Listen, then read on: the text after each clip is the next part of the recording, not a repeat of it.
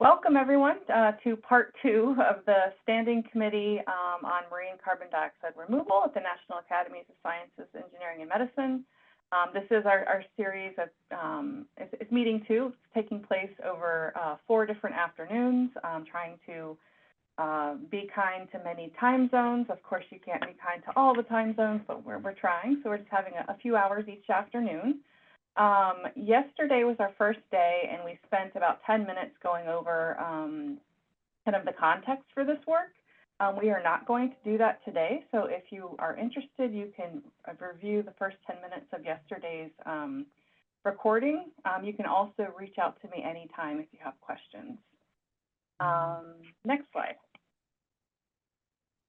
Actually, before I get into the agenda, I do want to say if you were with us yesterday, we were using a Slido. There were about 100 people online, and we thought that would be most effective for allowing people to comment. It really seemed very unnecessary to have that extra step. So today we've just got the chat open. If you have questions or comments, you can put them in the chat directly rather than having to go to another platform. Okay, so other than that, so yesterday we had a really busy afternoon talking about the ocean's role in climate mitigation, the state of monitoring, reporting, and verification. And then we got a snapshot or a series of lightning talks on some recent advances across many different approaches within marine carbon dioxide removal. Today, the focus is really on the state of mCDR policy and permitting and social perceptions of mCDR. And then tomorrow, we're going to talk about some mesocosm and field trials. And then on the last day, we're going to bring in some additional global perspectives on what's going on around the world. I do see something in the chat about a link for the Monday recording. It should be up tomorrow, but I will send, I'll put a link to the project page where it will be uploaded to. Thanks for that question.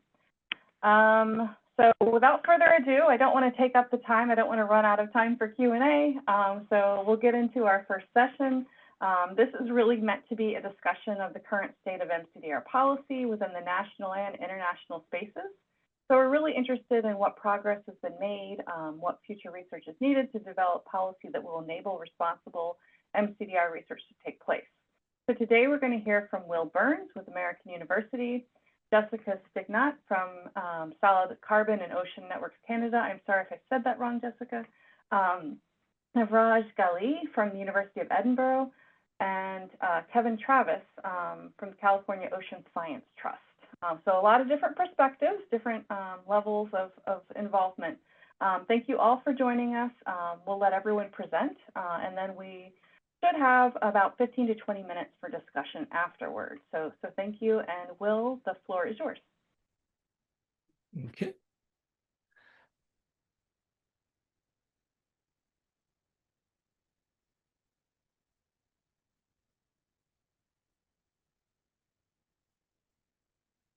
All right. Thank you very much to the academies and the committee for the opportunity to make some brief remarks today. The purpose of my presentation is to focus on key provisions of the Marine Protection, Research, and Sanctuaries Act, the MPRSA, U.S. statute in the context of marine carbon dioxide removal. The MPRSA is one of the 2 statutes that were set forth by the U.S. Environmental Protection Agency in its 2024 guidance document for regulating mCDR projects. My key objective here is to provide a few suggestions on how I think the MPRSA might ultimately be amended to be more fit for purpose to facilitate future deployment of mCDR projects and programs if that ultimately proves to be appropriate. So first of all, let's set the table a bit here. In April of 2025, the Environmental Protection Agency issued a permit to the Woods Hole Oceanographic Institute for its Loch Ness project. This proposed ocean alkalinity enhancement experiment contemplated transport and release of sodium hydroxide and a water tracer dye into ocean waters off the coast of Massachusetts. And this was the first permit issued for an mCDR project under the MPRSA. Now, the permit for this experiment was issued under the MPRSA which functions as the domestic implementing legislation for U.S. obligations under a treaty, the 1972 London Convention. Reflecting the London Convention's objectives, the MPRSA seeks to prevent harmful dumping into ocean waters where the U.S. has jurisdiction. This includes for U.S. owned and flagged vessels, vessels that load materials in U.S. ports, and dumping in U.S. Territorial waters. And by its terms, the MPRSA's focus and orientation is clearly on waste disposal. You can see this through all of the language here. The central concern of the law is on the dumping of materials into ocean waters. And the term dumping in the statute is defined flatly as disposition of material with few limited exclusions. The scope of the term material is also quite capacious, and again, focuses on materials that are generally categorized as waste that are acknowledged to need to be disposed of somewhere. Now, Woods Hole was issued what is termed a scientific research permit under the MPRSA, which requires regulators, as you can see under the implementing regulation here, to balance the scientific merit of a proposed research project against the risks of the project. It also establishes strict time limits in terms of the duration of the research projects. That is only for 18 months. Now, given the current state of the science in the context of ocean alkalinity enhancement and really all other marine carbon dioxide removal approaches, we should assume that for the immediate future, any prospective projects should only be permitted in the United States under the rubric of research permits in the context of the MPRSA. However, a critical question in my mind is whether the MPRSA is fit for purpose to potentially regulate large-scale deployment of mCDR approaches at some point in the future if this would prove appropriate. Now, to do so, to allow large-scale deployment of any mCDR approach that involves depositing materials in the oceans would require the issuance of a general permit under the statute. And here things get problematic and a bit murky in terms of the application to marine carbon removal projects. If you look here at the language of what's required to obtain a general permit for ocean dumping under the MPRSA, you see a couple of problems when it comes to marine carbon removal projects. First of all, unlike the criteria for the issuance of research permits, which calls for a comparative risk assessment, again, balancing the scientific merit of proposals versus the environmental and other risks that those research proposals might pose. General permits, by contrast, can only be granted when there's only potential for, quote, minimal environmental impact. However, given the extremely serious negative impacts of unchecked climate change, I'd argue that it would be salutary to accept more than de minimis environmental impacts from deployment of an mCDR approach if a compelling case could be made that the climatic benefits of this deployment would clearly outweigh their negative impacts in terms of climate and more specifically in terms of protecting the world's oceans, which is one of the overarching purposes in theory of the MPRSA. If the MPRSA is to be employed to regulate approaches where depositing materials in the oceans may actually prove salutary, incorporation of comparative risk assessment language in terms of general permit provisions may be advised. Of course, this would not preclude regulators from requiring efforts to minimize such impacts, but it would acknowledge that we live in an era in which trade-offs must be seriously considered. Another problematic aspect of this language in terms of how general permits are issued in the context of mCDR is that it calls for disposition of only materials that, quote, are generally disposed of in small quantities. However, This language might preclude applications for deposition of materials for mCDR projects, which by their terms will require the deposition of large quantities of materials, or at least relatively large quantity of materials. In the case of ocean alkalinity enhancement, for example, macro or micronutrient fertilization projects, or biomass. Thus, I would argue that there's a need for bespoke language for mCDR projects in the context of the potential granting of general permits in the future. Assuming standalone legislation and regulations are not developed for mCDR in the future, it should also be emphasized that the MPSR could provide for a research program to assess the potential role of mCDR in addressing climatic impacts in the world's oceans. If you look at this section, for example, there's plenty of language that could be employed in that context, including research programs that take into account economic considerations for both protection and use of the oceans, possible alternatives to existing programs, and perhaps most importantly, ways in which the health of the oceans may best be preserved for the benefit of succeeding generations of mankind. By those terms, it could justify an mCDR research project that looks at the potential role of these programs to effectuate these objectives. And then finally, I would argue that it might be advisable to push for redefining the term dumping in the MPRSA in a way that comports more with the spirit of the London Convention, which the MPSRA seeks to implement.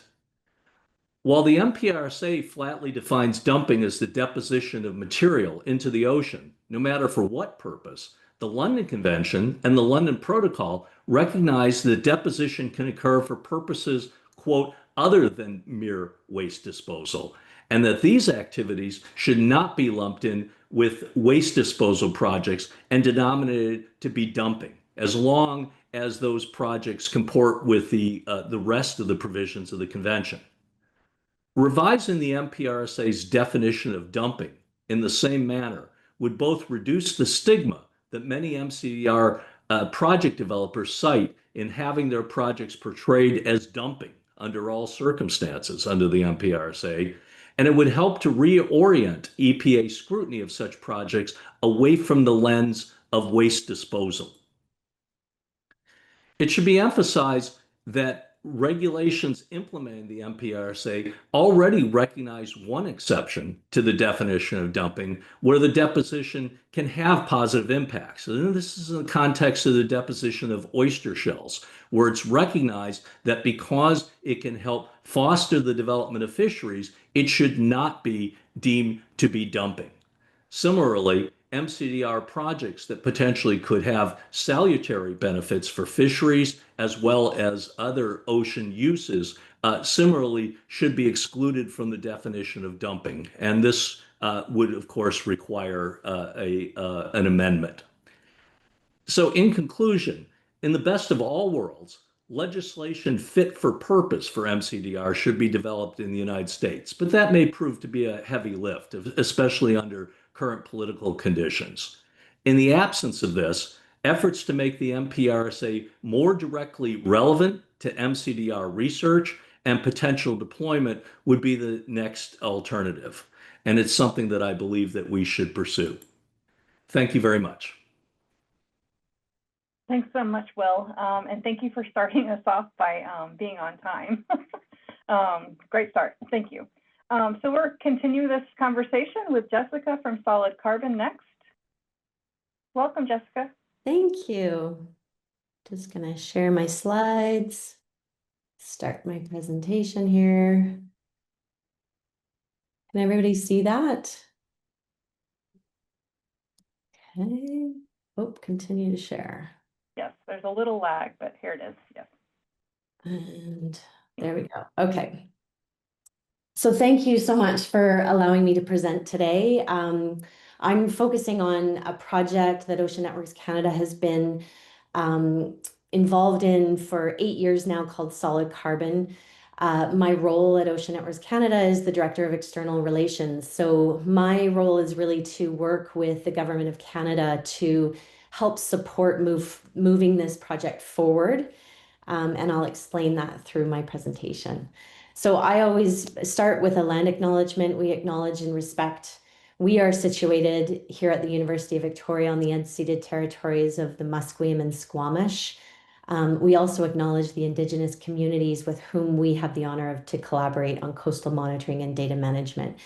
And solid carbon is especially one of those projects where we will be folding in Indigenous experiences into this. So just to give you a background, solid carbon is a project that is 8 years of research now. We just received federal funding of $24 million. It's a 6-year project. Kate Moran here at Ocean Networks Canada is the lead of this project. We are doing research in social acceptance, the economic side of it, and the regulatory, and many of my colleagues are actually online today in this meeting. I'm focused at Ocean Networks Canada on the research demonstration, which we are hoping to do in year 5. So Ocean Networks Canada is actually leading this demonstration. And the idea behind solid carbon is sequestering CO2 into ocean basalt. So taking sourced CO2 and actually injecting it into ocean basalt, where Ocean Networks Canada will be monitoring it over time. And why this is of importance is because we know that when injecting CO2 into basalt on land, it mineralizes and forms a solid. And so we would like to see if this same result happens in the ocean, and there's a significant capacity there that could be taken advantage of if it is. So Ocean Networks Canada is, from a federal government perspective, a major research facility.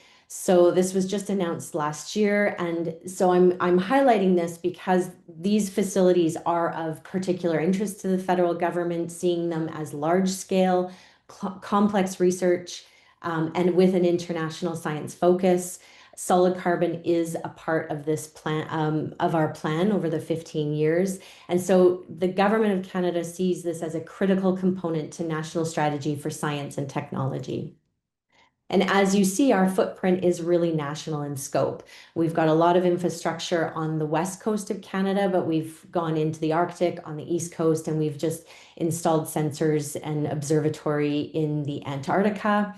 All of the data from all of our observatories flow into Oceans 3.0 and are accessible freely over the internet. So anyone can go online and access these data. But the location that solid carbon is situated at, so as you see here, this is our Neptune Observatory on the west coast of Canada. The white line represents fiber optic cable with power. And on that loop, there's thousands of sensors that we continually retrieve data from in real time. Cascadia Basin is where solid carbon is going to be demonstrated. And so what this poses is that recently, and as you can see in this side diagram, the Cascadia Basin is now within a marine protected area that was announced in 2023 in Canada. So this provides us with a few more regulatory challenges. So we have to sort of navigate that. The MPA consists of the seabed, 1,000 meters of subsoil, and the water column. And right now, this marine protected area is managed by Fisheries and Oceans Canada, as well as 4 co-managing First Nations. So what this means for us at Ocean Networks Canada is that we have to submit activity plans. So anytime we go into the marine protected area, we have to provide an activity plan that gives them detailed information as to what is happening and how it may affect the MPA. This has to be provided 90 days before the activity, and then it's ultimately the minister's decision whether we can proceed or not. The THT, as it is called in short form, these are some of the must-haves within the activity plan. So we must not likely to destroy the habitat, obviously, increase the knowledge when we put instruments or sensors in that area. We must assist the management of the marine protected area for Fisheries and Oceans who manage this marine protected area. And then there's also an educational component to this. So increasing public awareness is also of interest to the marine protected area. And we've built this all into the plan of particularly on the social science side, which you'll hear more about later on in, I think, your second hour. As far as Canada's regulatory environment with respect to the solid carbon, so Will's already discussed the London Protocol. Canada also has amendments that they are currently processing of the London Protocol, which would then include the subseabed sequestration of CO2. This has not happened yet. And so we are working very closely with Environment Climate Change Canada on this front. They have assured us that this is in process, and they suggest that by the time we are interested in doing the demonstration, this will be enacted. So yet to see if that comes to fruition, but we're hopeful. The Fisheries Act is also an area that we pay attention to. So the pollution prevention provisions and the prohibit of deposits of harmful substances frequented by fish. There's other research areas that Environment Climate Change Canada have interest in, which is to conduct science in support of pollution protection and climate change. And the Government of Canada has an overall more broader mandate for scientific research and development in innovation and economic development. So it's really this sort of how do you as Will again said, the trade-offs between driving innovation, but also ensuring this protection of the ocean. And finally, the legislation through Natural Resources Canada is looking into subseabed carbon storage.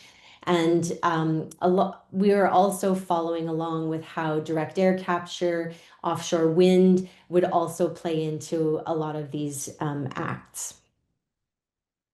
One area that we are also interested in is this regulatory sandbox that our Government of Canada has put in Budget 2024. And this is sort of a process where it's supposed to reduce regulatory barriers so that the government can keep up with changing technology. It's a temporary set of rules. And our government is right now fast tracking major projects where they're trying to enact One Canadian Economy, which is a Bill C5, which would accelerate national projects. We think that this would help with these kinds of research-focused examples that we could move these processes forward. The carbon management strategy in Canada is also one that we're keeping an eye out. Basalt sequestration and basalt is actually part of that carbon strategy. But they do note that as Canada does not yet have a comprehensive regulatory framework specific to offshore carbon management, projects will require legislative changes and regulatory development. So this is the case today. And on my final note, I just am going to share that in Canada, we have sort of a new government that's just forming under Prime Minister Carney. These are just some of the areas that he has of particular interest in his mandate and his the way he's talking about his government moving forward. Supporting in technologies and innovation in carbon removal is one of them. So I think we're still at the beginning of understanding where this government will be moving forward on these kinds of projects. Thank you so much. That concludes my presentation. Thanks so much, Jessica. And I will say I'm a little jealous. That all sounds so great. But moving on, Navraj Gali, and I'm sorry if I just said that wrong. You are next. Yep, okay. No, your pronunciation was fine. I'm having difficulty accessing my documents through Zoom. Could you load it from your end? You've got my slides. Yes. Yes. Thank you.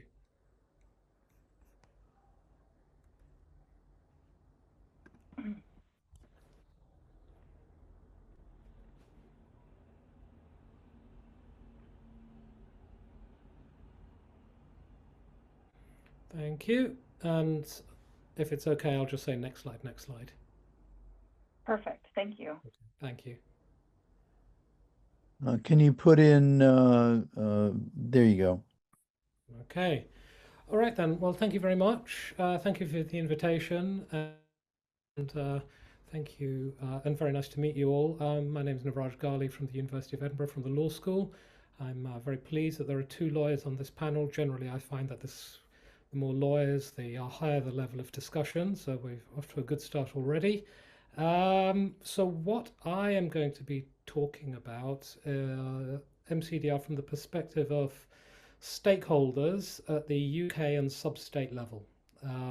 This is a presentation which builds off research undertaken by myself and my researcher Marcely van Looy, and I'll give you some of the context to that in a moment. Next slide, please.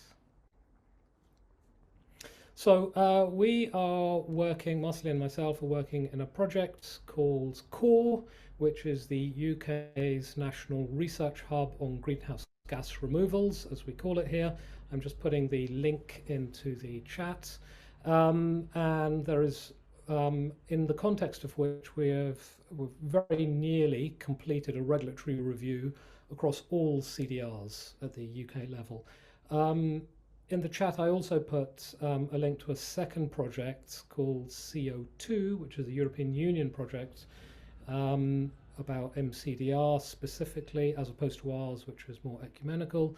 And I think you've got Chris Pearce from that project tomorrow, so he'll tell you all about that, no doubt. In the UK, there are two pilot schemes, two mCDR pilots, CQ, which you can Google, and Planetary, which is currently inactive. I'll not say anything detailed about those two projects. Next slide, please. So, the other function of me being a lawyer is that, of course, I don't. I was very impressed that Will uses images. I use text and only text. And I've given you very detailed slides because for your reference, but I'm going to not speak to every single word on the slide. So just in terms of planning law, the first and most important basic point about planning law in the United Kingdom is that it's devolved. That is, it operates at the level of the four jurisdictions of the United Kingdom, that is England, Wales, Scotland and Northern Ireland. Of course, in broad terms, they are roughly similar, as in any federated or semi-federated polity, but there are differences. And this is the case for mCDR projects. But the basic planning law applies to the marine environment as well, just for the avoidance of doubt. Next slide, please. And as in every other jurisdiction or every other advanced economy, of course, environmental impact assessments are a central pillar of assessment for planning purposes, to facilitate information, to allow decision makers to consider environmental impacts of the proposed project. Ordinarily, those words in red would be taken as read. But in this case, they're particularly significant because there are information gaps in this little universe of mCDR planning. So next slide, please. Okay, so for the purposes of GGR, so where I say GGR, I assume that you mean CDR. I think the United Kingdom is the only country to use the term GGR. But we're talking about GGR across, we look rather in our regulatory review across all GGR or CDR techniques. So as well as marine, land-based, biochar, peatland, afforestation, etc., and engineered removals, DAC specs, etc. I'm sure this is the case in the US as well, but most of our, in fact, all of our GGR projects, bar one, is at relatively small scale. So they're either pilots or demonstrators operating at proof of concept or certainly research level. So there's a particular scale or context in which they're operating. Next slide, please.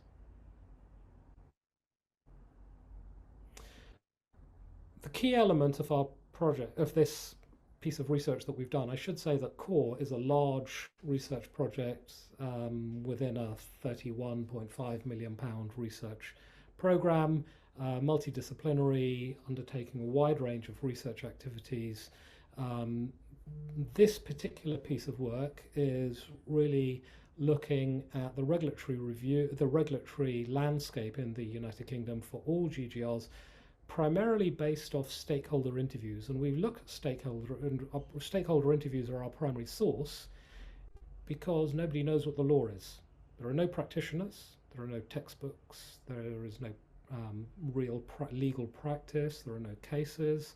So we found that the most reliable source of information was to speak to the people who were doing it, and those people include project developers and regulators and other stakeholders.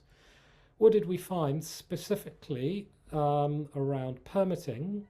That project developers find the landscape very difficult to navigate because they tend to be pilots that are operating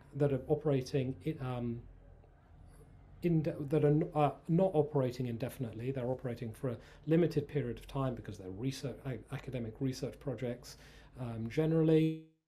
That they have problems with time-limited permitting. Actually, it's interesting that our Canadian colleague said something similar about the utility of short-term permits. That's very much our experience as well, but we don't tend to have them. And so what happens is that the projects that we have to apply for full permits, which is very cumbersome, very difficult for them to do. It's costly. They may not have the relevant information to make those applications. They're finding it a challenge. What we don't have are regulatory sandboxes for CDR generally, nor for marine CDR. So again, interesting to hear from our Canadian colleagues on that. Next slide, please. Okay, so we have a problem of expertise and evidence, dual problems, and there's somewhat paradoxical relationship between them. So from the perspective of regulators, they have difficulty evaluating proposals or applications. They are unable to dictate safety or risk levels in relation to emissions, water, land, air, because they don't have those reference points. They don't have those reference points because the regulated community, project developers, have been unable to generate the relevant evidence because they don't have permissions. And there is indeed no more than a minimum level of operational experience. So we're in this regulatory paradox, this sort of double bind in which regulators are struggling to regulate because there's no practice, there's no operational experience, and project developers are struggling to get permits because the regulators can't decide what the standards are. So this is an obvious difficulty. There are pre-application systems that permit early engagement. So project developers can speak to regulators on an informal basis and try to feel out a solution. Regulators are facing very high demand from industry in these sorts of processes, indicating that there's real demand for these sorts of regulatory solutions in the novel technologies of CDR, which in turn is, of course, creating a burden for regulators. Incidentally, Kelly, I don't have a clock on, so if I'm going over time, please do wave. Next slide, please. Okay, planning law has a wide number of well-known shortcomings in the United Kingdom. As I'm sure everywhere else, it's difficult to build things. It's difficult to build big things, and in particular, net zero infrastructure has all sorts of challenges and bottlenecks and so on. One way that our interviewees identified of getting around that is by co-locating. That is, co-locating their projects at existing facilities that already have permits. So co-locating at water companies that have outfall permits has proved to be one way in which the labyrinth of the permitting process has been overcome in one instance. Next slide, please. Specifically for mCDR, what we have found is, and this was already elaborated by Will, so I'll not say, not get into the weeds here, but this is probably the one area of CDR in which international law has an over role to play. It is uniquely, in our experience, the one area of CDR where industry and regulators are actually contemplating and considering the London Convention, the London Protocol, international law as a way of bringing their projects into realization. So this is a particularity of the mCDR universe. Next slide, please. So, as I noted earlier, for permitting processes, we have very few marine projects. We have very limited insights from industry into the compatibility and accessibility of existing regulation. There is, of course, a world of regulation relating to permitting and planning. None of it, of course, is designed for the purposes of mCDR. So it has to, both industry and regulators have to manage the fit almost manually. 10 minutes. Okay, next slide, please. That may be the last slide. Okay, good. And what we found from our interviews, I should say we've done 30 plus interviews, are that mCDR has really not been regulated in, contemplated in any detail at all by regulators. They may have considered other forms of CDR, but not mCDR. So I'll leave it there. Thank you very much. Thank you so much. And finishing us off, we have a U.S. state perspective, Kevin Travis from California Ocean Science Trust. And then after Kevin, we can take questions. Thanks, everyone. Great, thank you, Kelly. I'm just sharing my slides here. You should be able to see them. Perfect.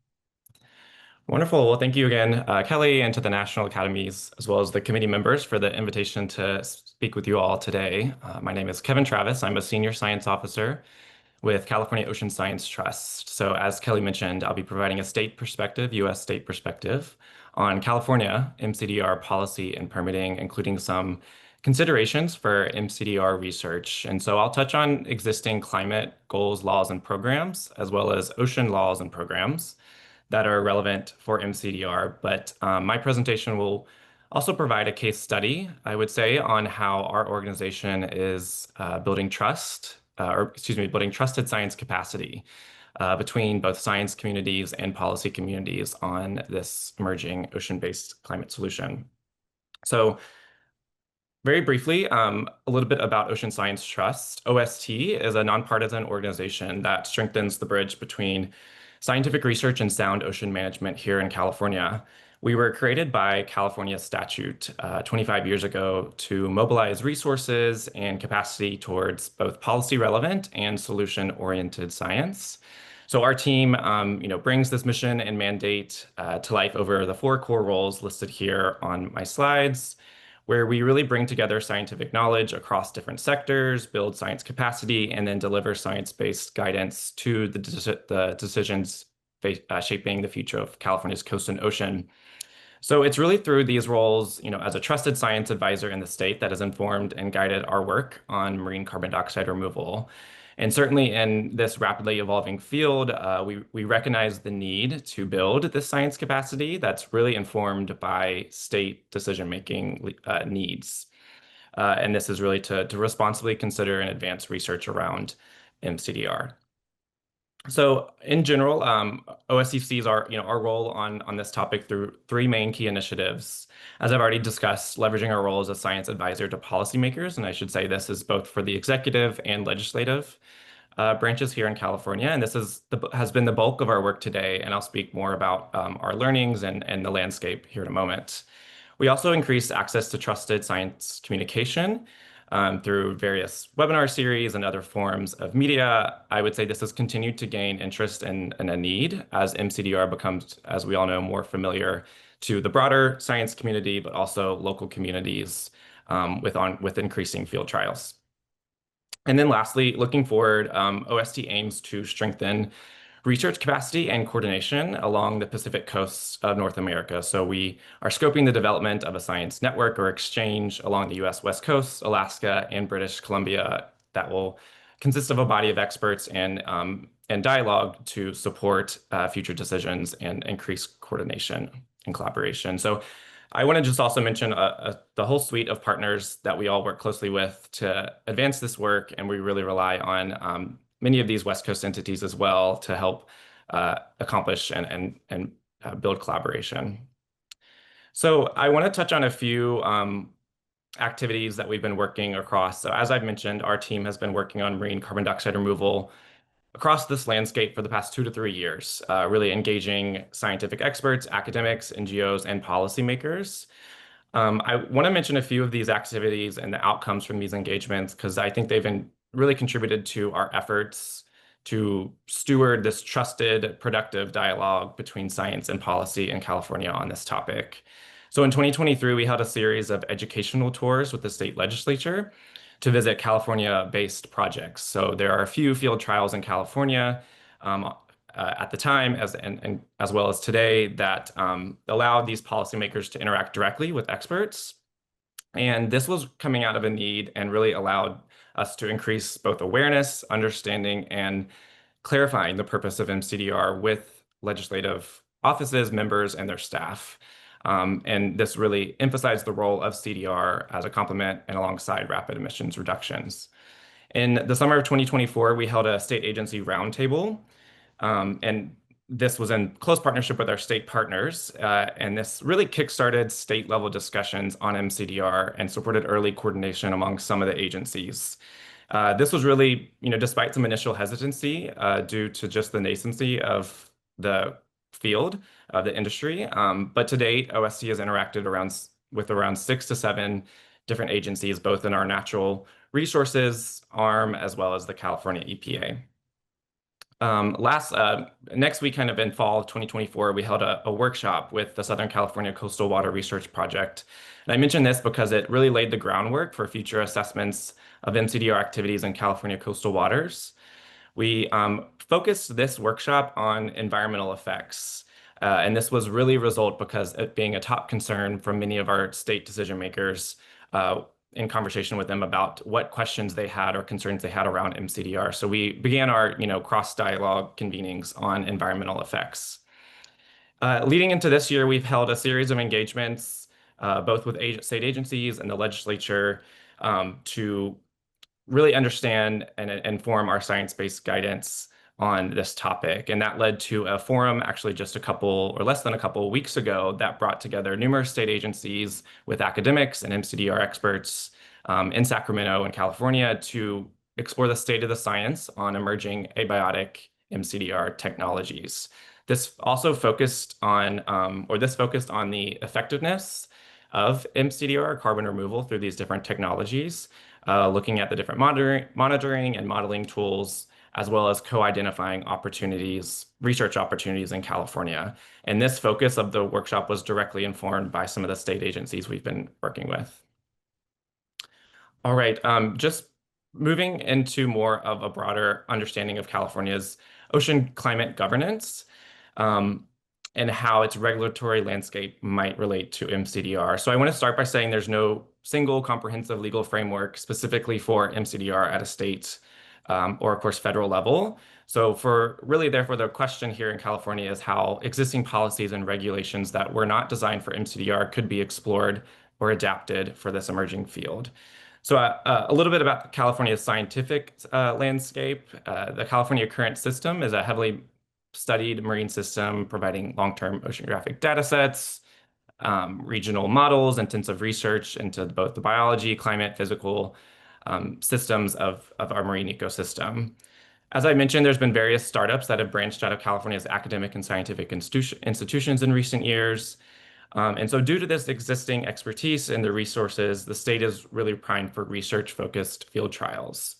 And then from a policy standpoint, there are a variety of both climate mitigation and ocean environmental protection goals and policies, most notably a net carbon neutrality target by 2045.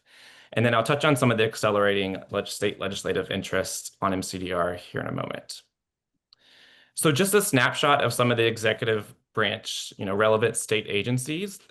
Multiple agencies would be involved in the overseeing and regulating of these activities, just given the cross-jurisdictional aspect of marine carbon dioxide removal. Most notably, this would really depend on the type of mCDR approach or project. So to mention a few of these, the California Air Resources Board is our leading climate change mitigation agency regulating greenhouse gas emissions. They produce the scoping plan for achieving carbon neutrality, which has sets targets for greenhouse gas emissions. The California Air Resources Board also manages our compliance markets, which would be our cap and trade program. And then currently they're establishing a carbon capture, removal, utilization, and storage program to evaluate, demonstrate, regulate CCUS and CDR projects and technology. This is also frequently referred to as SB 905.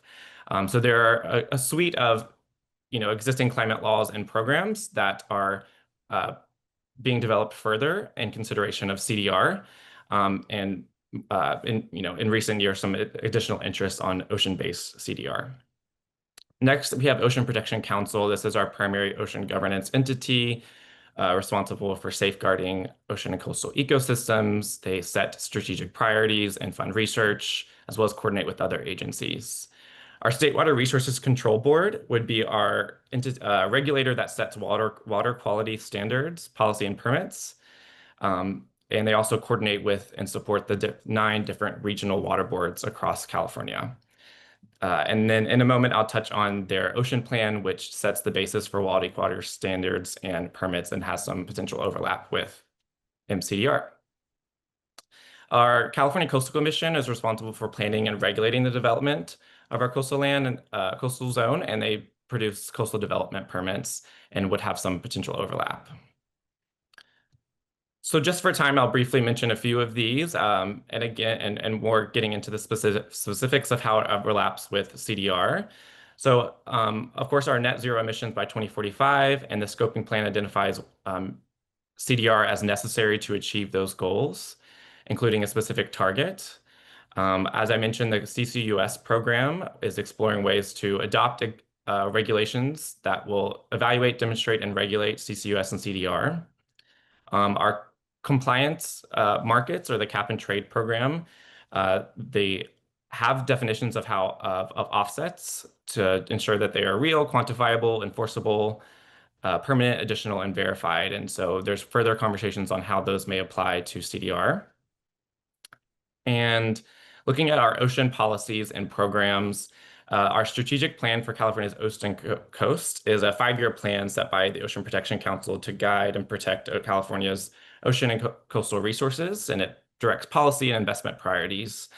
As I previously mentioned, the State Water Resources Control Board has an ocean plan, and this really sets up water quality objectives and implements provisions to protect beneficial use. And then I want to spend a little bit moment talking about the legislative branch as well. There has been increasing legislative action on marine carbon dioxide removal in recent years. This has been demonstrated from a few different specific mCDR bills. So AB 1086, which was held in suspense earlier this year, would have established a marine carbon initiative requiring California Air Resources Board to advance the scientific understanding of mCDR. And then most notably, SB 643 is a CDR purchase program that's currently been passed by the state legislature, and it would establish a comprehensive grant program with $50 million in funding and for competitive grants to CDR. I should also mention this bill explicitly calls out marine carbon dioxide removal of one of the 4 eligible categories. All right, and lastly, I would just want to leave this presentation with a few different California governance challenges and questions that have been that have come up over in our work with different entities and agencies, both from policy and legal uncertainty. So how do various mCDR approaches fit or not within existing agencies? Many of these have been described by previous speakers. How are climate benefits considered or not within environmental regulations? And then on the scientific side, what pathways are most feasible or applicable to California's coastal waters? There's a need to evaluate, the entire California coastline for understanding efficiencies and local co-benefits within marine ecosystems. And then also, what are the site-specific potential impacts?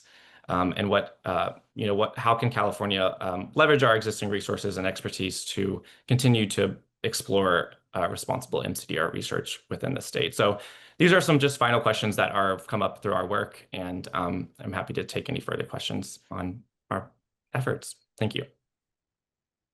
Thank you so much, Travis, and to the whole panel. I know there's going to be a lot of questions. I would like to kind of take the next 15 minutes to allow you to ask your questions. We do try to prioritize the committee questions, but anyone is allowed to ask a question as long as we have time. I don't see any hands up, committee members, so I'll go to, okay, Romani, and then I'll go to Jamie's question. Romani. Thank you, Kelly. I had a couple of questions, but I'll start with just one. For Will, actually.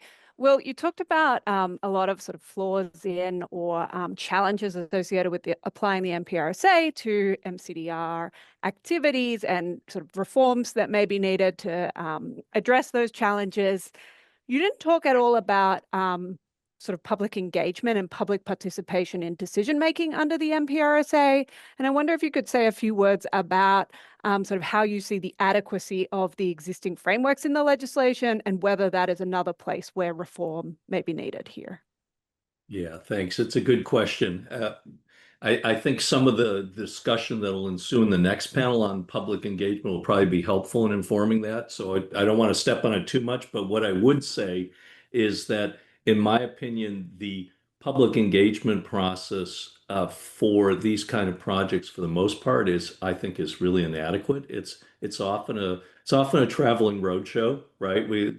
They swoop in and make a presentation for a couple of hours and then ask the public what they think. And given how nascent and complicated these technologies are, we need more than that. We need realistic public deliberation, and there are ways to structure deliberative forums that would allow at least a small cross-section of these communities to engage in a more protracted sort of discussion with robust sort of presentations and the ability to discuss some of the things I've talked about, trade-offs, risks, and things of that nature. And then hopefully that knowledge would be diffused into the broader community and would make the public's input into this process more informed and more robust. But that requires some funding and some structuring of those kind of deliberative activities, as opposed to the 2 hour what do you think things that we often do now. Thank you, Will. Helen?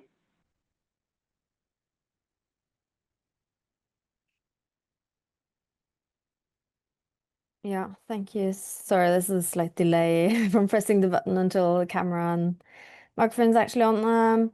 A very interesting discussion so far. So thank you for your presentations.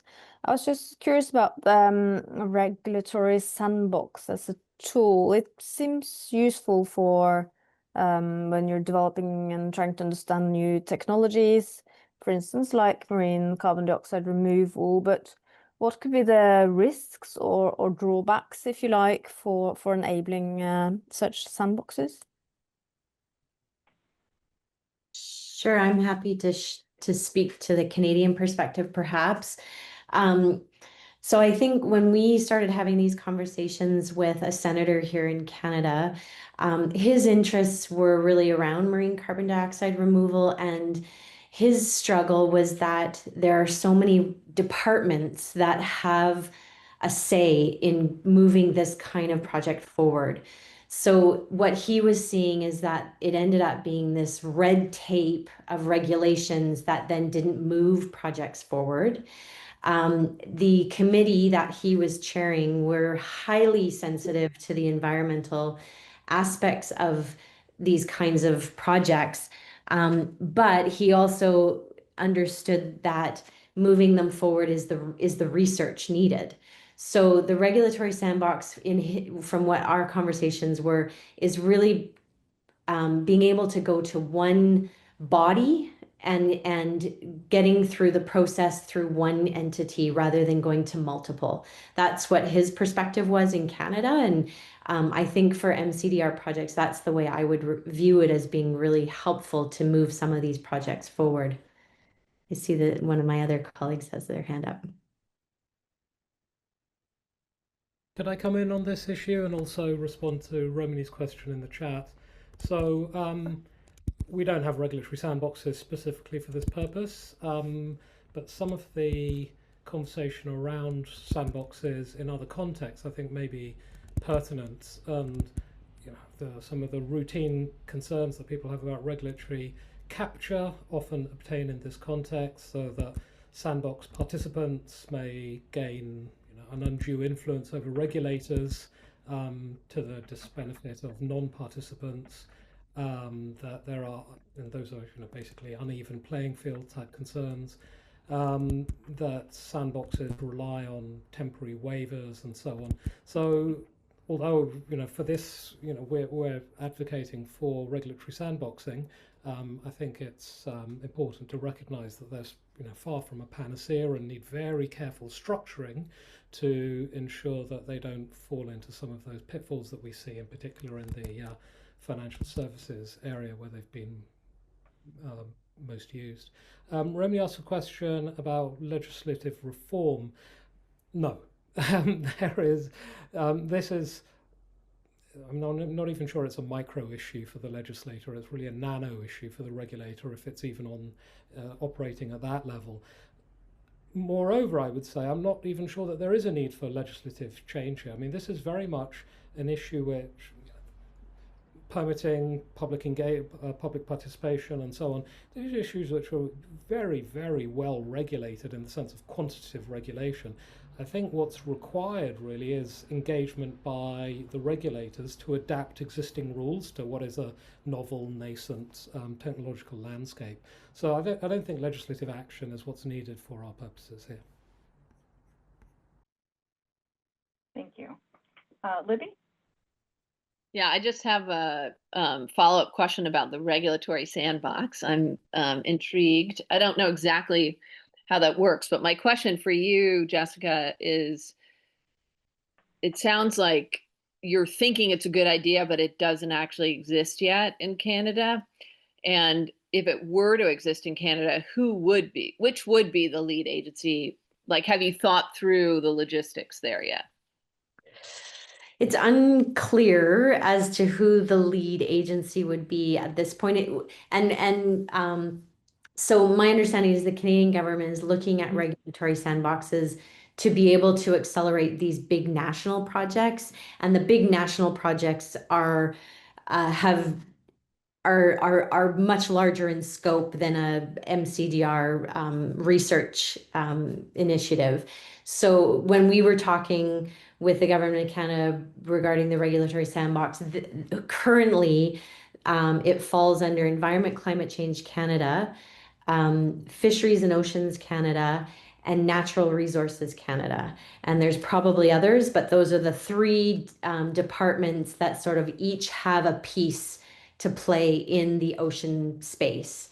And so being able to fully educate and understand and explain a whole project and experiment would require going to these individual departments.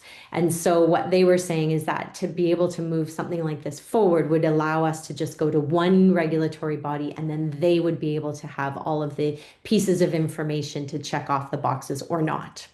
So it's unclear at this point who would hold that. Thank you, Jessica. Terry? Hey, thanks very much, and great talks, everyone. Really clear, really useful. I was just gonna, as my head is listening to this, if I'm a hammer and my nail is public perception, I'm thinking with every one of these questions that it's a perception problem, not a regulatory problem, in that the conflict between MPA legislation, waste in oceans legislation, and so on, is itself going to be highly linked to those perceptions. And our farthest ahead technology has the highest perceived risk, which is ocean alkalinity enhancement of its kind. So I'm wondering if the people working in the regulatory space have direction or have previous case studies where there was a big asymmetry between what was regulatable, doable, provable as effective versus an absence of public support that was significant. And if you could speak to that juncture.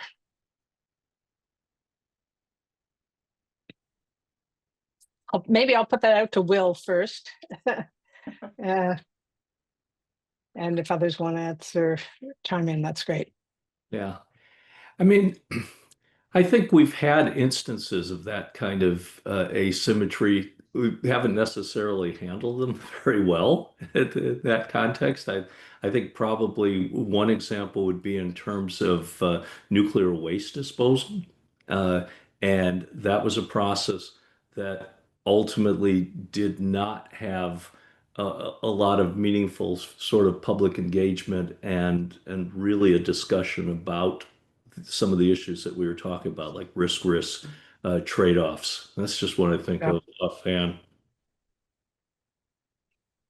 So yeah, I would just kind of, if other people want to answer, great, but I think maybe on our list of mandates is to really think about what the best way to move forward under those circumstances, or not move forward. The only thing I would say to that is that comparable cases tend to be significantly larger. Nuclear is a great example. This isn't a niche issue. Nuclear is, obviously operates at a different scale. So does genetically modified foods, which is the other big one in the European context. These tend to be large industries or potential industries, which are very well backed, have high public salience, high policy salience. mCDR isn't operating at that level, and so what we're finding is that regulators don't have the direction, as you were indicating, don't have the direction to devote scarce resources to this particular problem. Mm-hmm. I think I would just agree with that comment, and what we found as productive dialogue between regulators, institutions that are helping with public perceptions and engagement is focusing, I think, at where the majority of the field is at, which is research, scaled field trials and an effort to improve our understanding and engaging communities through that. And there's a lot of local institutions, science institutions that are built to do this kind of local engagement through their research activities. Here in California, the Port of Los Angeles has been instrumental, I think, in stewarding and helping these mCDR startups advance their research projects in the local LA, area, and engaging communities on the science, but also just general education and perception. All right, Many thanks. Sorry. Kristen, you have the final question here before we segue into the next session, which we're already getting a bit of a sneak peek on. Okay, I'll make it quick. And I think partially some of this was addressed, but just a question, I come from the science side. So my take for what I understand is that there's multiple permitting frameworks across different jurisdictions that, could be used to apply to different methods. And I think that contributes to uncertainty. And so I was just wondering, the recommendation from this group, in these presentations that were really helpful, is the recommendation of this group that the frameworks that we have now, I wouldn't think so that they're adequate, or do we need something more fit for purpose? And I think all of you touched on this in different ways, in different places where you're working, but yeah, if you could speak to that, I guess anybody who wants to. Yeah, I just very quickly reiterate, I think once we get beyond the realm of research, the MPRSA is kind of a good example of a regime that really was created to minimize pollution in the oceans, and the perception that if you're putting anything in the ocean, it's an intrinsic risk, and we should try to absolutely minimize what we put in, right? And all the language revolves around that, right? But we now have approaches that potentially are beneficial in putting things in the ocean, right? And that language just doesn't track, and it doesn't allow for the kind of comparative risk assessment that I think is necessary in the 21st century. So yeah, I think we need either standalone regimes or subsections within the MPRSA that would specifically regulate these kind of approaches. I guess I would just also, plus one Jamie Palter's question in the chat too, which is something that I think is really important, like thinking about then what we would need to do to, right set the language that's in these like MPRSA for dumping that is, quote, beneficial, and to understand the risk there. What kind of can of worms does that open up? And I know, Kelly, I'm probably in trouble because I shouldn't ask another No, question. you're okay. Yeah, I think that's an important question there. One thing I'd quickly say there is I think the London Convention provides us some guidance in that context that could help with the MPRSA, right? When it talks about the dumping exception, it says, yeah, we won't classify this as dumping as long as it comports with all the other provisions of the treaty, right? Which means protecting the ocean environment.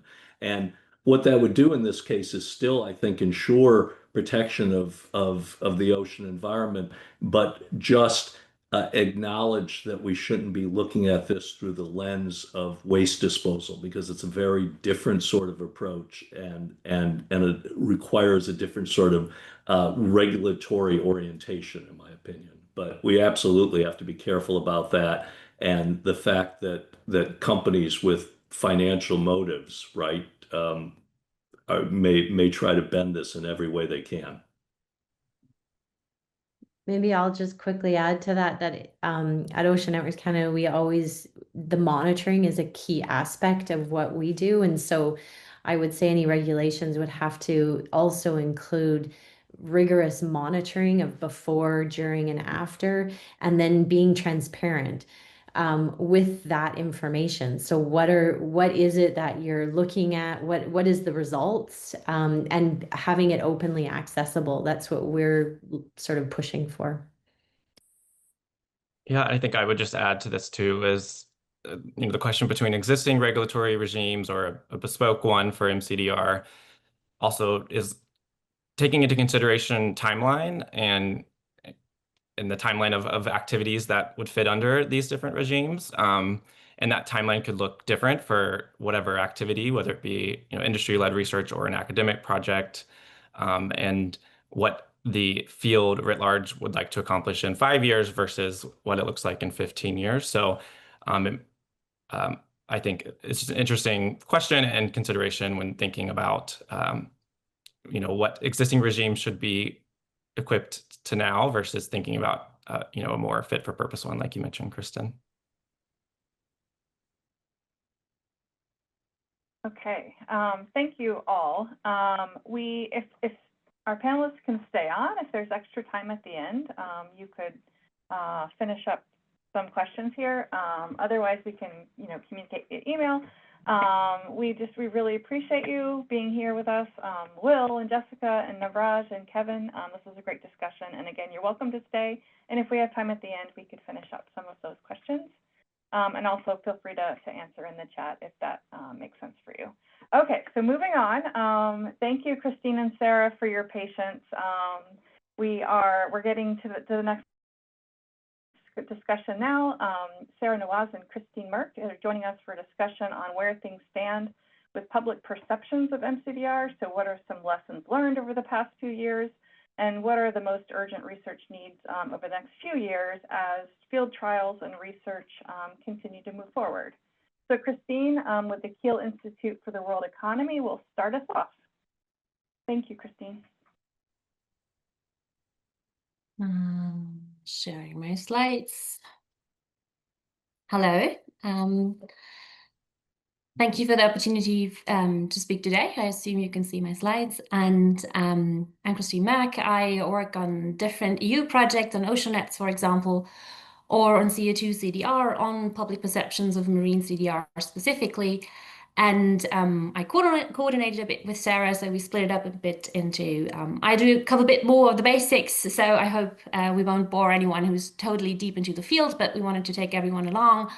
And I start just by reminding what probably many in the call know, that the reason why we are talking about public perceptions of marine CDR, or one of the reasons, is that there's been quite some controversy in the past, starting off even as early as 2002, but also going down with the trials of Planetary in Cornwall, or you could also talk about Running Tide in Iceland, where publics and local people, but also NGOs and other actors have protested against trials.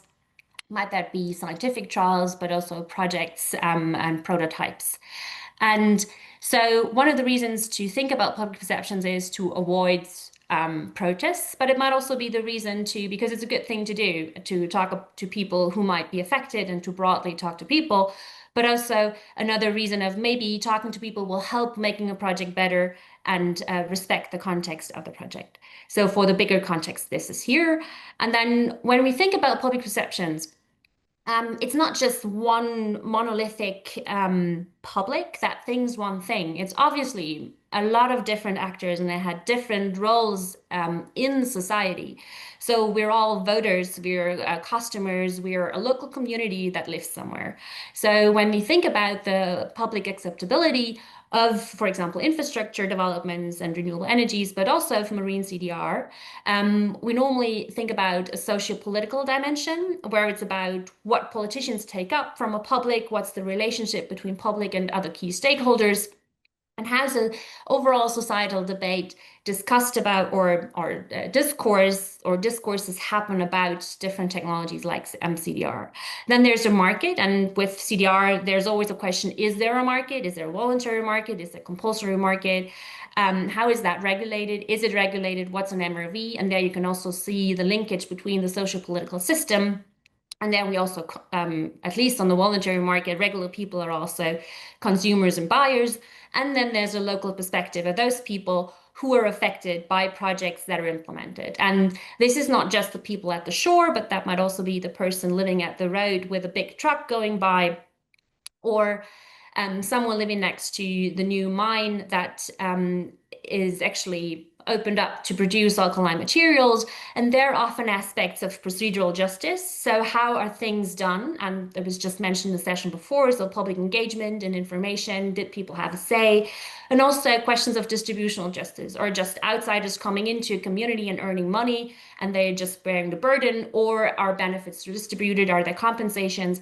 And this is also important to say, these mCDR projects are not happening, or would not happen in a vacuum where nothing has happened before. Communities have a history of other processes happening, of trust or mistrust, things going wrong, and it's this all happening in a broader context of climate policy, infrastructure policy, and local community policies. So this just is a broad overview. And what's the state of marine CDR public perceptions research? On the right-hand side, you see an extract of the State of CDR report from 2024. It's the share of publications on public perceptions on the different marine CDR options, and only the small box on there with the light blue and the dark blue are actually on ocean-based methods. But this is misrepresenting, because only just in the last 2 years, a lot has happened, especially on OAE perceptions. And a lot of this has been done by Sarah, some of it also by me and my colleagues, but also other colleagues in the UK that looked at public perceptions of OAE. But overall, in the entire literature, it's more a dominance of terrestrial CDR. And also, especially with studies looking at more psychological factors and more social political acceptance, it's mostly a focus in global north studies. The exception, the noteworthy exceptions, is blue carbon ecosystem. So there we found about 45 studies that started cropping up together or in the wake of the term coining the term blue carbon around 2017. And these studies are also often co-located with actual projects in global south countries that were about the restoration or conservation of marine carbon ecosystems such as mangrove forests. And there's a lot about distribution of benefits, how local communities perceive it, and what is important to them. So going over to the findings, this is mostly findings from our own studies in Ocean Nets, where we did a broad array of both qualitative and also quantitative studies that looked at publics in Norway, in Germany, in Canada, in France, but also in Taiwan and China.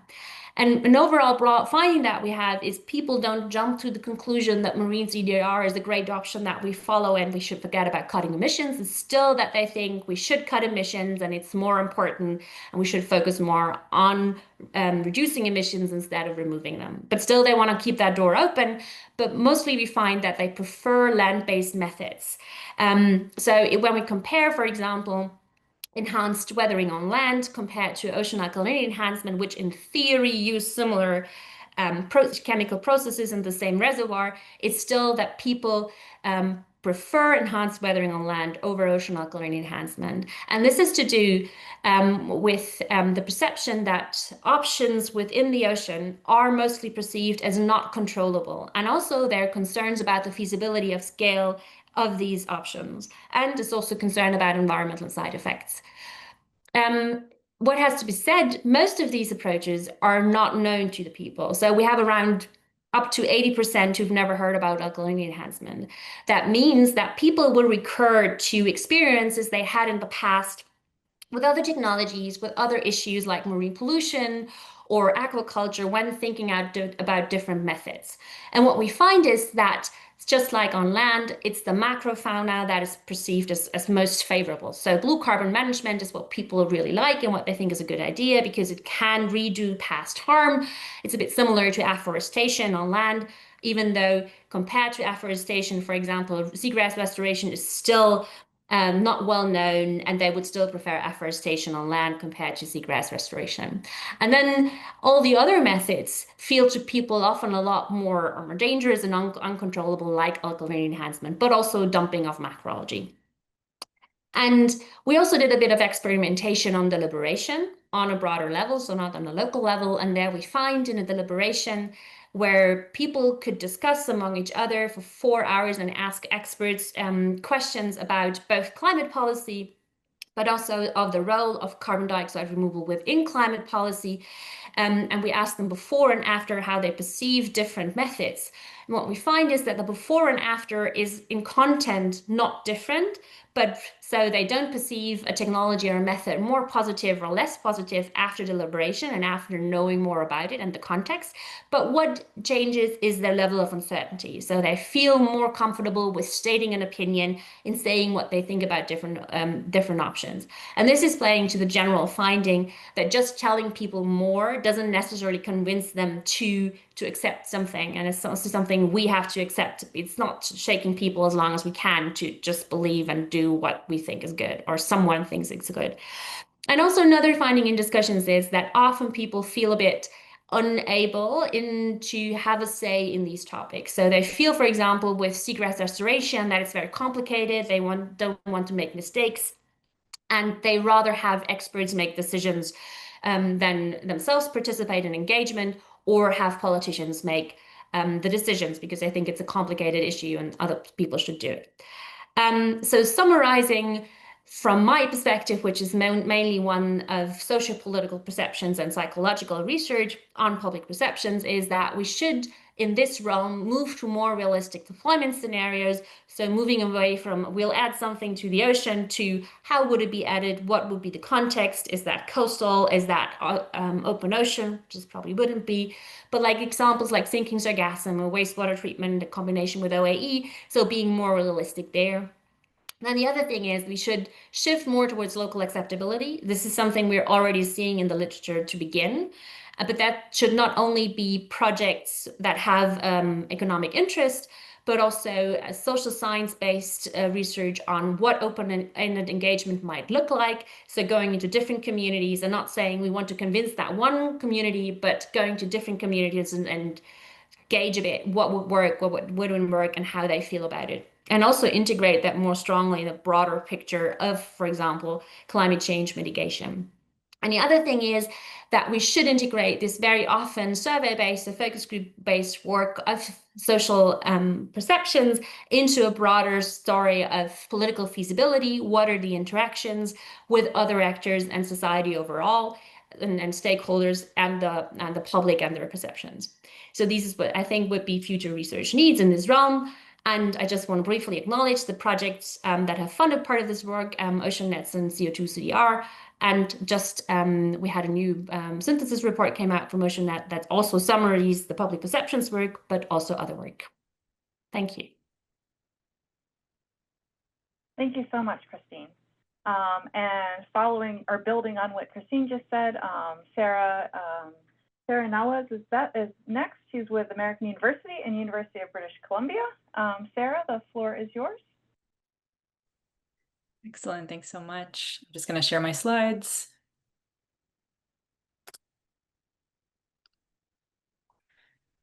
All good? Perfect. Great. Yeah, thanks, Kelly, and thanks to the academies and the committee for the invitation to speak today, and also to Christine for laying such a great foundation. I'll try to build on it a bit.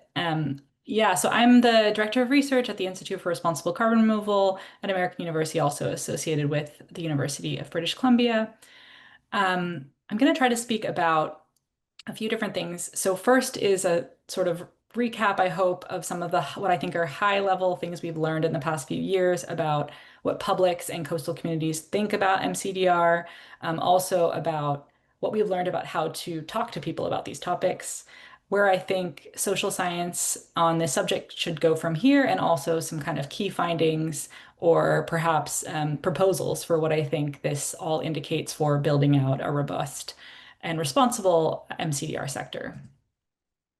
So the first point is really just an underscoring of what Christine has already mentioned. I think it's worth emphasizing this kind of uncontrollability piece is really key to people's mild to moderate discomfort with some of these technologies. So on the spectrum of things like ocean alkalinity enhancement and ocean fertilization.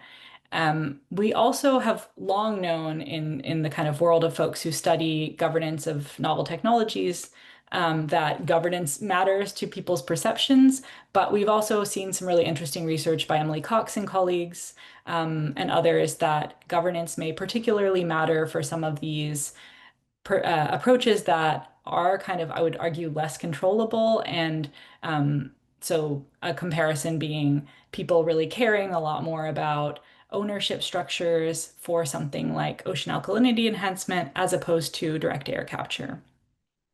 We've also seen, I would say, a surprising preference for repurposing of infrastructure and materials. So people actually preferring, in some instances, the use of mined materials or mined minerals for ocean alkalinity enhancement as opposed to new materials or sort of approaches that would involve new mining activities. And I say this is surprising because it runs actually quite counter to what we know about scholarship has shown on concern about toxicity and contamination in the past. We've also seen evidence that onshore impacts, so it's not just marine or coastal impacts, but also sort of onshore terrestrial impacts associated, for example, with mining and other activities, shipping and transport also being those, really matter to people and matter for their perceptions. The kind of broader life cycle of impacts is something we've seen informs overall perception. We've also seen evidence of concern about fossil industry involvement, so from an ownership perspective, and also from a sort of broader mitigation, deterrence, moral hazard concern. And a last point I'll say is also came up in Christine's remarks, but the scholarship on global South public views and public perceptions is very small, but has indicated that there may be more receptivity to benefits, but also potentially some additional level of concern around mitigation deterrence. And I've got a couple photos from work that I've been involved in on engagement, but I will say really that this is a tricky thing to talk to people about. It's tricky to talk to people about some of these technologies, particularly the more sort of open system ones. And a few learnings.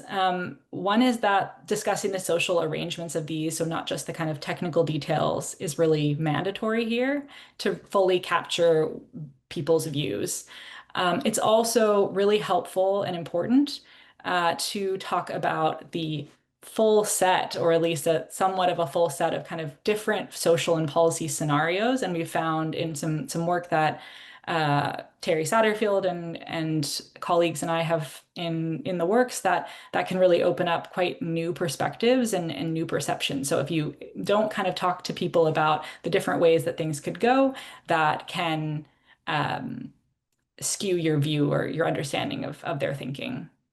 And also that thinking at scale, really getting folks or sort of offering people the opportunity to think about these technologies at larger scale. So not just field trial scale, but perhaps megaton scale or beyond, generate some shifts in views that might not otherwise have been anticipated. Ocean carbon cycles and storage are not particularly intuitive to people. Sort of in the process of trying to put together ways of talking to people about this, colleagues and I, natural science colleagues and I, have really struggled to find visualizations, graphics, ways of using words to explain these things in ways that easily translate for folks. So that that could use some support and definitely bears further consideration. We have known for a long time that people prefer what is natural. This extends far beyond the field of CDR or even environmental social science. But what we've observed as well recently is that there may be something of what I might call a betrayal effect. So the idea that if you talk to people and presented something as natural, but then if you keep talking to them about it and they start to understand the full, really, truly what is involved, they might feel a sort of opposition that is larger than what they might have felt if you had sort of not used that terminology to begin with, or if you had not perhaps given them an impression of something being more natural to begin with. All to say that talking about something as natural can be tricky. So a few thoughts on where social science research, I think, could go and should go from here. One is perceptions research is great and very important, but I think we need to be shifting towards not just deliberating with people and kind of getting more in depth and sort of more full discussions of these technologies and what they could look like, but really trying to shift towards a kind of co-design where different groups and communities and publics are in conversation with policymakers, in conversation with developers to really structure this sector. That all being said, I also really want to acknowledge that a key challenge here is that engagement is burdensome for groups who are involved in it, and we need to find ways to kind of structure engagement systematically and at a sector level that also can kind of minimize the fatigue and the burden on particularly under-resourced groups. We need to be doing approaches to engagement that really explore folks' views on deployment at scale. So as I mentioned earlier, beyond sort of just the field trial scale. And I think we need to be exploring some of these kind of, as I mentioned as well, diverse ways that this kind of a sector could be structured, different ways that it could look and think very creatively and in sort of forward creative ways. I would say that this piece on extractive legacies is perhaps feels intuitively or at first glance less relevant to folks in the mCDR space than to perhaps a kind of if this were a call about direct air capture technologies. But I think that it's still very relevant for a few different reasons, which perhaps we can get into in the discussion. But one of which is around mining impacts for some of the OAE approaches we are talking about, and another is sort of the opening up of ocean spaces to potentially deep sea mining activities. I think we also really need a lot more research on Global South perspectives, but I would say crucially with Global South colleagues and decision makers. And the last point is one that I'm particularly interested in, which is really we talk to people a lot about what they think about specific approaches, but to mCDR or CDR, and I think we also really need to be discussing what we're doing CDR for with people, what kind of emissions are we attempting to offset, and what kind of sectors are people wanting to see CDR really done to deal with. A couple last points on where I think we should go from here. The first is we need to be creating institutions and systems for people to actually shape and inform design and decision-making of this sector. I think we need to be exploring policy options that manage some of these extractive sector dependencies, moral hazard or mitigation deterrence risks, and also exploring policy approaches for incentivizing removals that in ways that aren't market-based or not necessarily sort of market-oriented. And I think we also need to be prioritizing policy approaches that can incentivize not just technically defined residual emissions, but also kind of socially, publicly defined residuals. And probably a lot more we could talk about on that point, but I'll stop for there. Thanks so much. All right. Thank you, Sarah. Thank you, Christine. And thank you both for staying on time. We have 30 minutes for Q&A, which is fantastic. Let's see. Let me pull up my, David, do you have a question? David Snyder? Had to get off mute there. Yes, please. You know, I'm an environmental engineer, background in engineering and public policy. And it occurs to me that, you know, we were all trained in doing social science research with interviews and polls and so forth. But the world has changed on us, and we're now immersed in a world of social media, podcasts, national media that often skews biased one way or another. And I'm wondering if the social scientists on the call have some thought about how to look at how marine carbon dioxide removal may be getting mentioned, or even if it's mentioned at all in social media and podcasts, and what impact that may have, or what opportunities there may be there to help both offset misperceptions and advance understanding.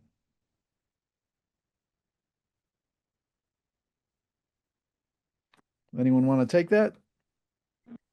Well, I can begin by saying I think this is a really great point, and I am not sure I can link the citations right now, but I could follow up. There's been some interesting computational studies of sort of all of this kind of different data that exists via Twitter, via social media, as you mentioned. I believe it's focused mostly on CDR generally. I think this could be a useful direction for kind of gauging interest or sentiment, I should say.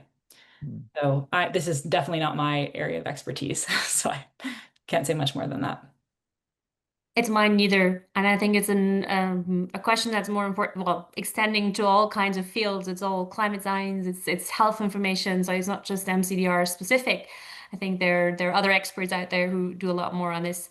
I can speak a bit to this Twitter study, and I would warn against taking that. So this has been done pre it being X, and I warn about that taking as being a public sentiment, because I felt that was mostly experts who tweeted about marine CDR, and then it's a question, what's the sentiment there? If someone's happy about a new publication, or some project is tweeting because they have to do outreach via social media. So on the one hand, it's important to see what actors are we actually observing there. If, for example, we go on LinkedIn or on Twitter, and then I'm not sure. I did a study on Facebook, which is really a long time ago, on SRM and CDR. And we had a really hard time on getting any engagement at all. So I fear it's even harder getting engagement just via social media to set things right. But it needs communicators who do good science communication, and that's just true for all fields, I would say. But I'm also not the massive expert in this. Thank you both. Libby? Yeah, thank you too so much for those talks. either of you could take this. I'm sort of thinking Sarah might be the one. You had recommended, in terms of research gaps, somehow figuring out how to minimize engagement fatigue. And as someone who's thought a lot about working with the fisheries communities and kind of local coastal communities, I'm just wondering if you have any, I may have asked you this question before on a different webinar, but maybe you've had some new ideas on what are good approaches for doing that, and are there examples that you might be able to, yeah, maybe even from other topics? Yeah, absolutely. I mean, minimizing engagement fatigue, I think, well, a couple of things. I mean, one is I've written about this sort of what's problematic about the kind of way that a lot of engagement tends to happen, not an attack on mCDR as a sector or the way it's happening here, but more just broadly in environmental management, is this kind of project by project approach. So sort of, a developer wants to do something and they go and talk to the folks in the place where they want to do the thing. And I think that is not going to be the best path forward for kind of engagement fatigue reasons and a host of other reasons as well. I mean, I think Jessica Cross has made a comment or a question about this earlier on the call, but this idea of testbed sites and sort of hub engagement models perhaps being associated with them. So you're saying, let's really, in the Pacific Northwest or British Columbia and Washington State, we want to think about what mCDR could look like across all the different kind of components that need to be in place from regulatory perspective to the MRV and beyond. Could we think about doing engagement at that kind of a regional level? And also, could we talk about it in conjunction with the other technologies and sectors that really need to be considered? So whether that's marine renewable energy, other types of renewable energy, sort of could be talking about,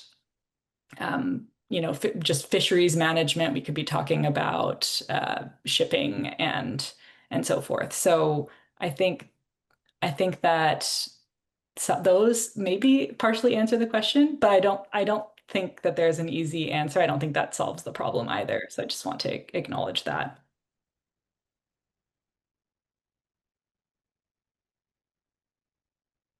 Thanks, Sarah. Adam? Thanks. Hold on. Let me just close my door here.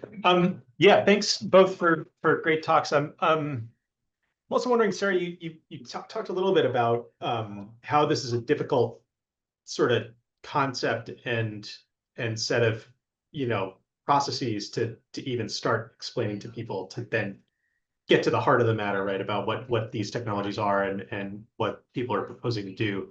So I'm just wondering if you could speak a little bit about, in terms of public perception, like the role of sort of broader education and whether, whose responsibility that should be. I mean, obviously there are some federal projects that are getting going. Like, do you see agencies playing a role in providing information at the national level, right, about what these approaches are and the sort of basic science and oceanography and societal implications behind them?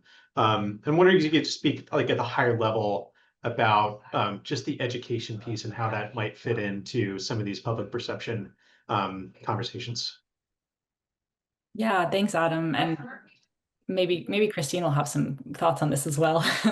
I think that we could probably think about educational gaps here across the spectrum from a very early age. I mean, this was all new to me. Like I don't have a background in I didn't have a background in marine carbon cycles and learned through webinars and trying to make sense of papers that I would find. So I think there's probably a broad need for education of high schoolers, of undergraduates, that could be important. I don't think that solves the problem either.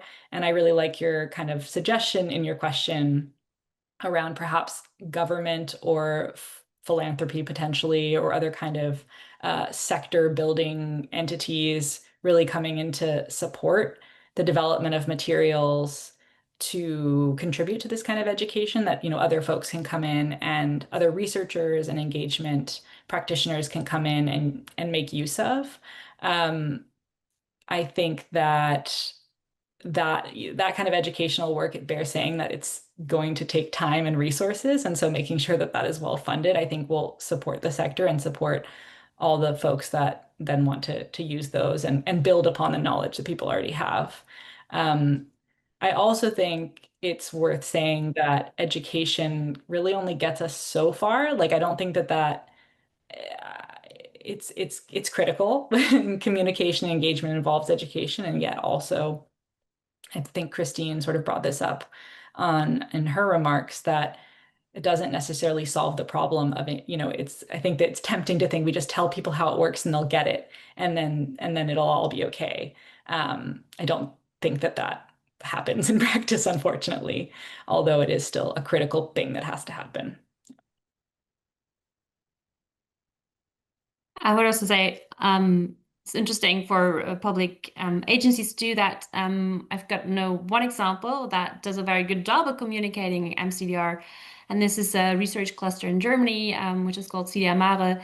They do different levels of complexity of explaining both to stakeholders but also to the public what marine CDR is and engaging in what the research is doing is on the one hand. And on the other hand, I fear I'm a bit pessimistic. So if you go into engagement, there's so many things people want to know about or are not informed about. So there's a lot of misinformation about climate change, about what to do against climate change. And if we're still looking at the wedges we have to fulfill, there's so much to do and cutting emissions. It's always a bit the question of where do we want to put our efforts into? And I know CDR is important, and it's important to provide information on marine CDR and other CDR approaches, and we have to be transparent. But at the same time, it's still lacking a lot of effort in the realm of the transition away from fossil fuels. So it's always a bit seeing this major, massive task, and then there's mCDR, just to put that a bit into perspective. And it's also something that comes out of engagement and talking to people. Thank you. Terry?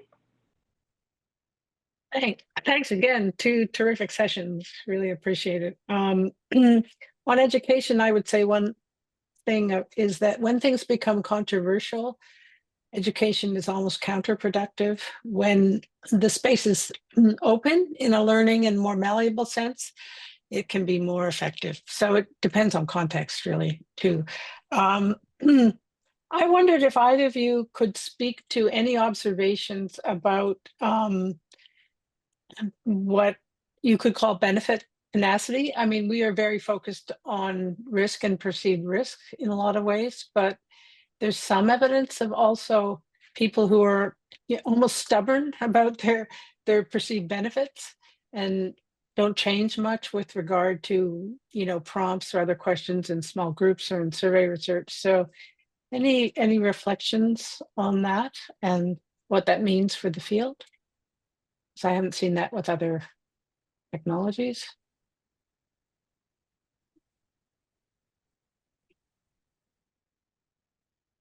Should I point to somebody who wants to take that up? I admit can you briefly rephrase the question? I was just wondering about any observations in small group or surveyed work about what you could call benefit tenacity, in that we're mostly focused on perceived risk.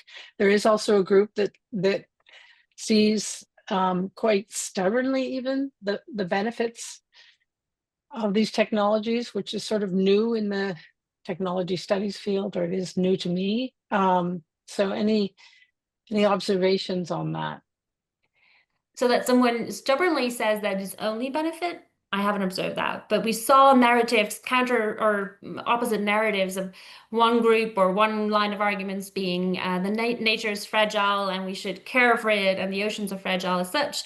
And then another one, which is specifically a result from Norway, is more about this is an innovation, we could help the world solve climate change if we develop or solve part of climate change if we develop these technologies. We as Norway, we have the capacities to do that. And that's a narrative that comes from CCS and other technologies and is extended to marine CDR, especially if it's coupled with any offshore engagements.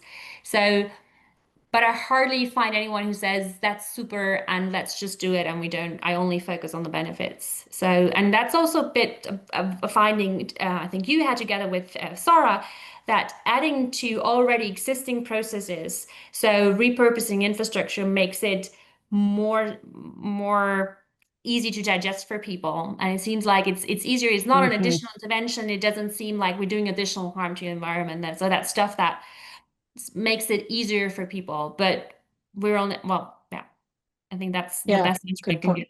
Good point. Thank you. Mahmoud? Yeah, hi. Thank you. That was very excellent and stimulating presentations. So I have, I have two-part question. So first part, I'm going to say three observations from all that we've been hearing for the last 2 days, whether, your reaction to that. And the second is some idea, about possibly addressing that.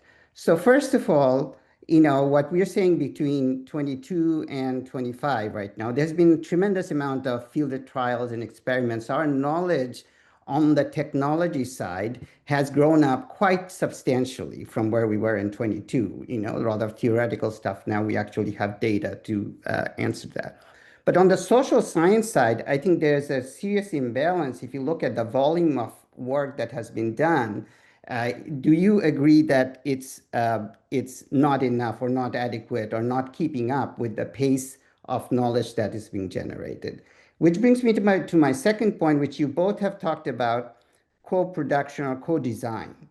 Now, what you do is you run into a scale problem, because when you're actually working with a project that's let's say a field trial or demonstration stage, you are limited about of degrees of freedom you can actually have the societal element design process. So you're talking about a scale that has to precede the project level, right? So, and the third issue that, is that the challenge of anticipation, because we're doing this, but we're at a very early stage of where we ultimately want to go. And anticipating the impact, the scale impact, the societal impact is actually important to do beforehand and not after the fact.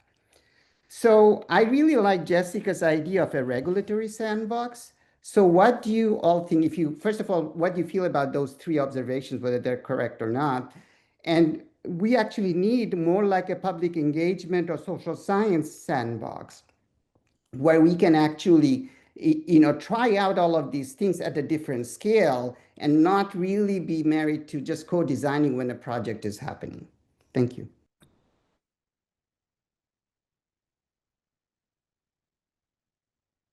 As a researcher, I really would like that sandbox, because every of my studies has the caveat of saying this is a control study in a very short setting. It's like been only a focus group. It's been only a survey, or it's been only one deliberation, and we've no idea how that develops if other actors in the society takes it up. Like, what happens if Bill Gates takes it up or funds it, or has or Donald Trump talks about it, or whoever you want to say.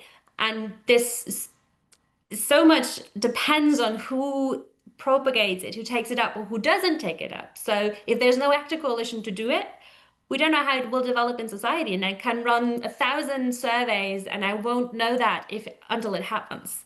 So that's also a bit the limitation of the work that we do. And it might work differently for local studies where we have an actual implementation, but then we still, as you mentioned, have the scale issue. We will not know what happens if we do it at a lot larger scale. And I want to at least take up the first question again, whether it's not enough social science work coming after. And I think that's something we always saw, that there's some technology and some research on it. It's a bit also the funding structure. For example, in the EU, you have these natural science projects that also a social science part. So the technology research leads a bit and then we follow, because we don't do it before them because we don't know about the technologies. I don't know about the carbon cycle either before I did that. So I'm not sure we need more research, because if you ask a researcher, it will always answer we need more research. But the question is how much, and how much is useful at once at a time. So maybe there now will be an uptake, more people doing OAE research, then there's a bit of loss of interest again, and then it comes up again after some time where different developments or different discourses, or we're doing more local studies or different kinds of studies. So I wouldn't say we need an exponential growth in social science research in it, but a steady flow of stuff. And then it's always the question, how many new questions can we ask in this setting versus 3 years down the road? So I'm not entirely sure I'm fully answering your question, but these were my thoughts on it. And about the scale, it's nobody can, oh, I can't imagine the scale of future deployment. How can I expect participants to do that?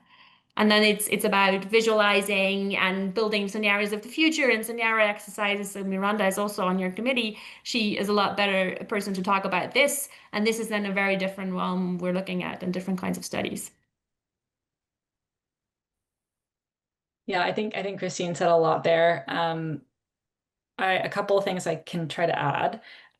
One is that Holly Buck and I wrote a piece that came out this summer about a sort of a proposal for embedding, basically structuring social impact assessment in a very different way than it currently is structured, where you're trying to kind of put engagement in conversation with quantitative assessment of impacts and sort of different policy scenarios and all of the kind of technical natural science modeling and other work that's happening. And so there's sort of a sort of iterative flow there where you're not just doing them in the wrong order, as we perhaps currently do.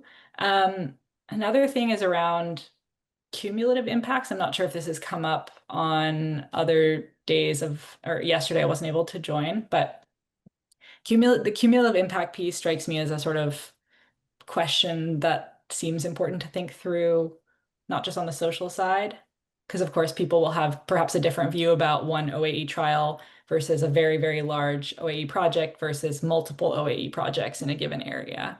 And so, of course, it's relevant socially, but I would say also not just socially. So curious if, I guess a question to everyone if that's come up or if folks are thinking about that. But yeah, also Mahmoud, maybe we can chat offline about this social science sandbox idea. I'd love to hear your thoughts on it. Thank you. Kalina?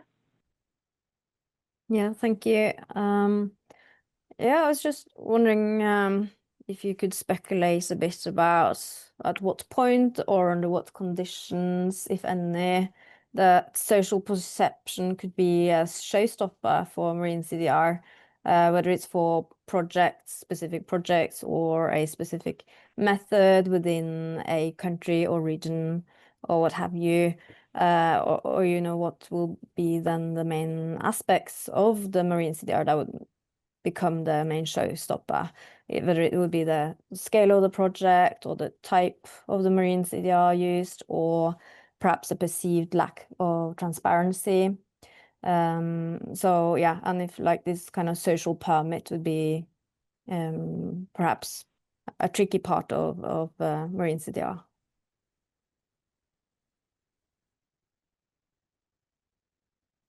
Yeah, I mean, I would say absolutely. I think this is where I think some of us social scientists in this area kind of get pushed back sometimes, that we're talking about this and it's a bit of a distraction, or it's kind of we just need to proceed. We need to not worry what people think because this just needs to happen. And I think the risk there is that the risk there is really that this is a showstopper in my view.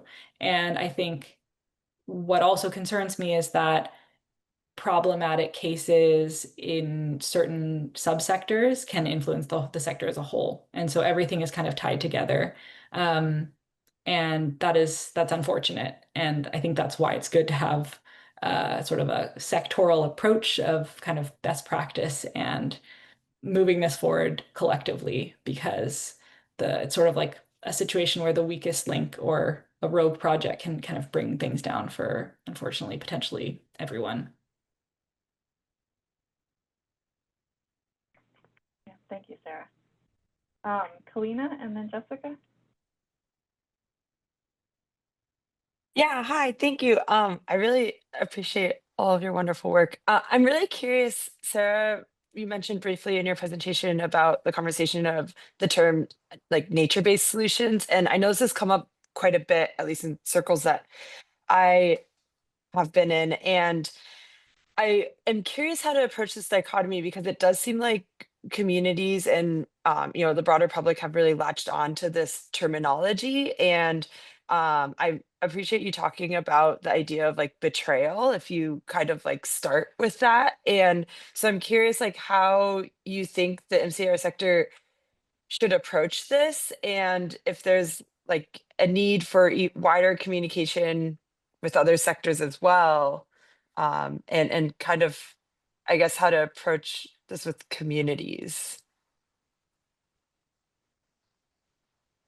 Yeah, thanks, Kalina. I'm not sure about the wide other sectors, but perhaps I would say one thing is I'm pretty wary of using the term to basically talking to people, say you're going and engaging with a set of public participants, sort of saying this is a sort of a natural thing that we're doing here. So in materials that I put together with colleagues, we generally try to avoid saying things like that. That doesn't mean you can't sort of say there's an analogy with this other thing that already currently happens, but we're talking about doing this at a much larger scale than that, or something to that effect. So I think that's one thing, but I don't know, Christine, if you have all the other social scientists on the call, Terry and Miranda and others have thoughts on this as well. I try never to use nature-based. They will perceive things. If you say we're replanting or seagrass meadows, they will perceive that as natural. But I would still shy away from using the term nature-based, and it's used in so many contexts, agriculture, whatever, and it's just a distraction. And they will have these associations, but we shouldn't fuel them further and make clear that this is something different and this is biological, but not necessarily benign and good and healthy and wholesome.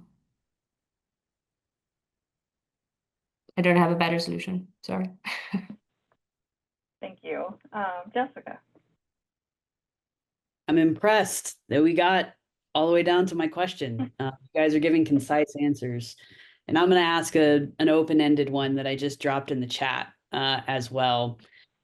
We've done a lot of talking about scale here, but not necessarily about time.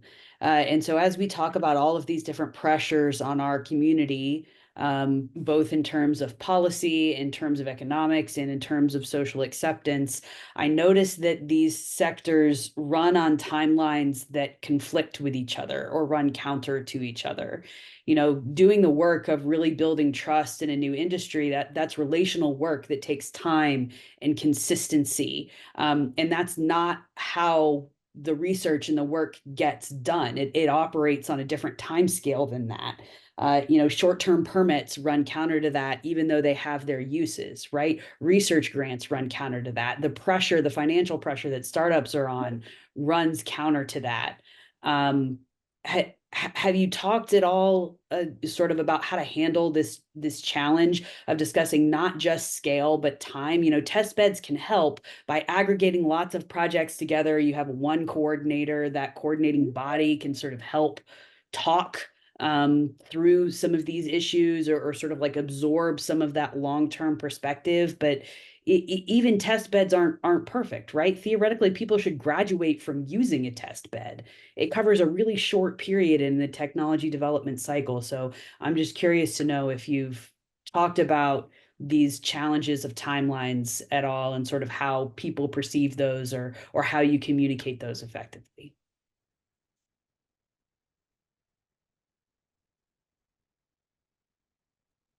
I can say I haven't. It's a very good point. I haven't. So maybe Sarah has a good answer. No, I mean this is such a great point, Jessica, and I think that I don't want to keep kind of saying the same thing, but I do think that that relational, yeah, just to echo you, the relational work, it's well said, takes a lot of time, and there's a lot of front end work that needs to happen that isn't necessarily understood by folks who are looking to fund this or get this stuff off the ground. So I'm not sure, other than venues like this, to kind of communicate that this takes time, but I think there needs to be a sort of broader awareness building process around that front end work being very, very time intensive on the kind of relational, getting in touch with the right folks, being in conversation with the right groups. Like, all of that work just takes so long. Like it's the difference between like meeting somebody at a meeting and then being neighbors with that person for a year, right? Or going to sea, right? And there's a difference between going to sea with someone on opposite shifts and sharing a cabin with somebody, right? Like there's differences in that, front end relational work. Anyway, thanks for your thoughts. To close us out thank you. on an unanswerable question. Sorry, Kelly. Way to go. No, this has been fantastic. Thank you so much for joining us. You gave us a lot to think about, and a lot has happened in the last 2 years, and we appreciate you pointing that out too, and what those remaining gaps are. I know there's some questions in the chat. I think we got to most of the questions through you all communicating via chat, so thank you for doing that, and thanks for all the great questions. We never have enough time. So with that, we're going to adjourn the public session. Tomorrow you can come back and join us for a discussion on mesocosm and field trials. If you are a committee member, you get a 14-minute break and then log back into our private link. So thank you all. This concludes the public session. Really appreciate you.